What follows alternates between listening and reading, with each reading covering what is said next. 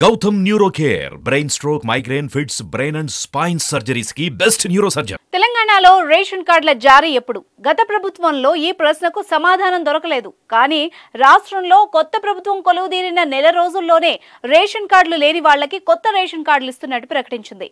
ఈ మేరకు ప్రజాపాలన కార్యక్రమంలో 6 గ్యారెంటీలతో రేషన్ కార్డుల కోసం కూడా దరఖాస్తుల్ని స్వీకరించింది.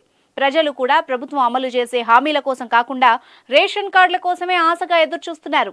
ప్రజాపాలన కార్యక్రమంలో రేషన్ కార్డుల కోసం అధికంగా దరఖాస్తులు వచ్చాయి.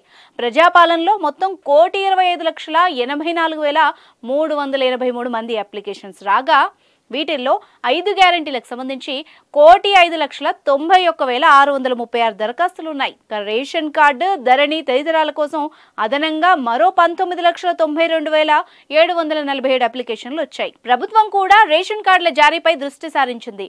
ప్రభుత్వ హామీలకు రేషన్ కార్డు కీలకం కావడంతో వీలైనంత త్వరగా జారీ చేయాలని భావిస్తోంది. జనవరి నెలాఖరు నాటికి కొత్త రేషన్ కార్డుల కోసం వచ్చిన దరఖాస్తుల్ని పరిశీలించి అర్హుల్ని ఎంపిక చేయాలని రేవంత్ సర్కార్ ఆలోచన చేస్తోంది.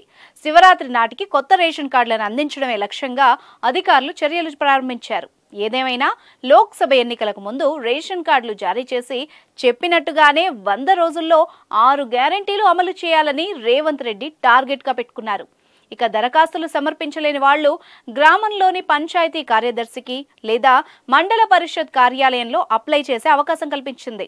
తెలంగాణలో 6 ఏళ్లుగా కొత్త రేషన్ కార్డులను జారీ చేయలేదు. అంతేకాదు చాలా మంది తమ కార్డుల్లో మార్పులు చేర్పుల్ని చేయాల్సి వచ్చింది.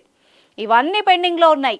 గత కేసీఆర్ సర్కార్ కొత్త రేషన్ కార్డులు జారీపై దృష్టి పెట్టకపోవడంతో దరఖాస్తులు చేసుకున్నా ఫలితం లేకుండా పోయింది. అయితే ఎన్నికల హామీల్లో భాగంగా తాము అధికారంలోకి వస్తే కొత్తగా రేషన్ కార్డులను మంజూరు చేస్తామని కాంగ్రెస్ ప్రకటించింది. అందుకు తగ్గట్టే ఏర్పాట్లను సిద్ధం చేస్తోంది. దీంతో రేషన్ కార్డుల కోసం ఎదురు చూస్తున్న వాళ్ళ సమస్యలు త్వరలో తీరిపోనున్నాయి.